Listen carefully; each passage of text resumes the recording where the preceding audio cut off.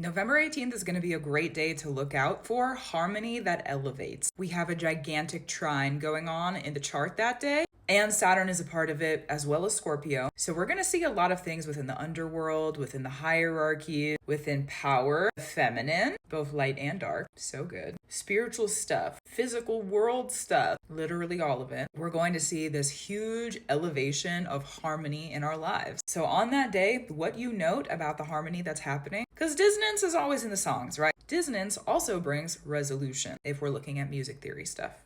Okay. At least most of the time.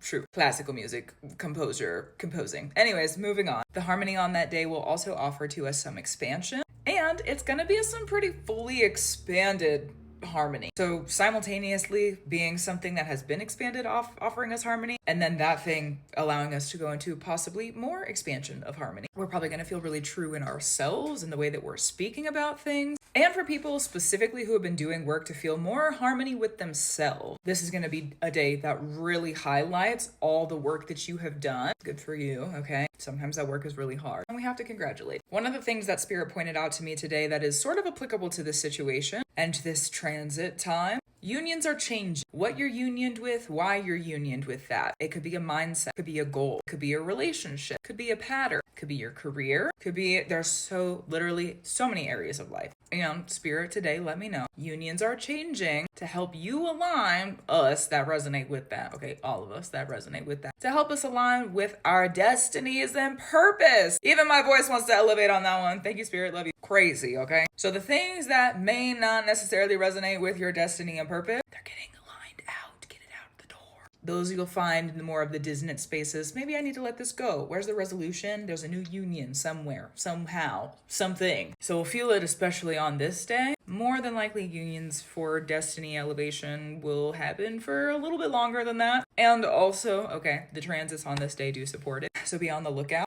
Rejection is protection also as like a spiritual community thing that we say is kind of applicable for this day as well. There could be some things emotionally that come up that might be a little bit triggering. On the other side of that though, you could see how healed you really are. So just take it in stride, however that might show up. It's going to depend on who you are, the chapter of life that you're in, the work you've done to get here. And there's no shame on any of those placements. Just, take it as it is. And may it be as easy for you as possible, especially if it's hard. Also true. That's it for this one. Hopefully it's a good day for you. We have some other serious stuff going on in that day in the transit. When it comes to like the conjunctions, there's a sun and a dark moon conjunct that day. Lots of illumination on the dark truths of the mother. And also they're going to be offering us harmony, elevation.